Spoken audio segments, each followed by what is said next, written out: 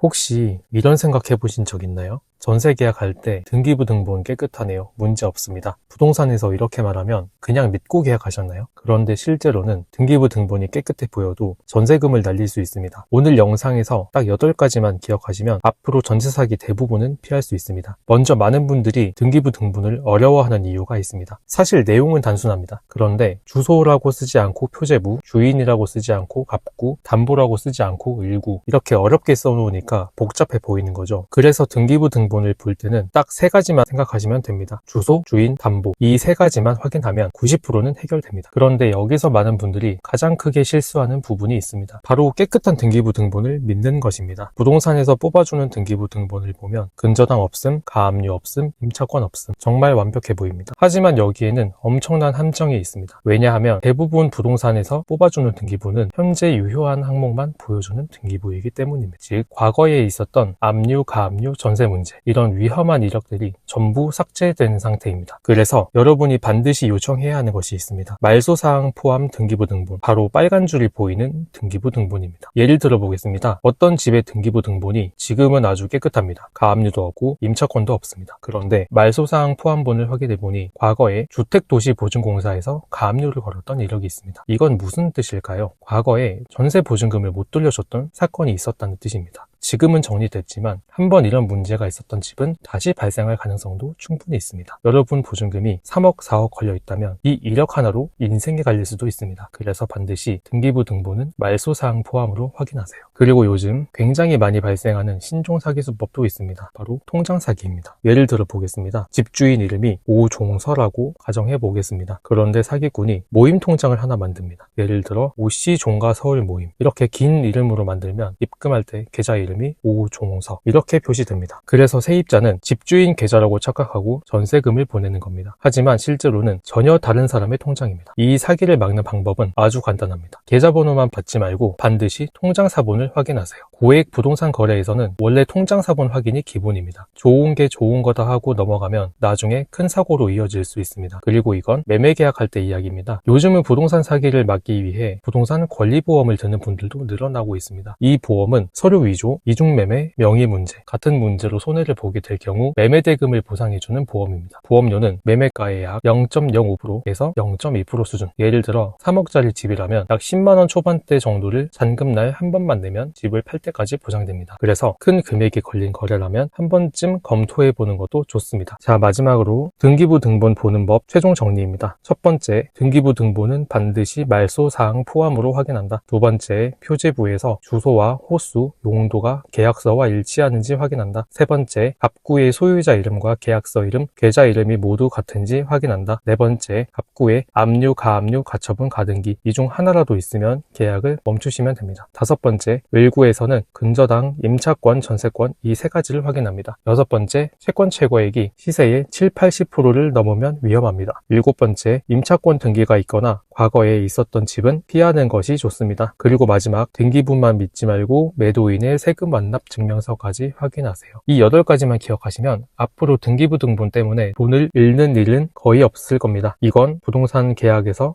평생 써먹을 수 있는 치트키입니다.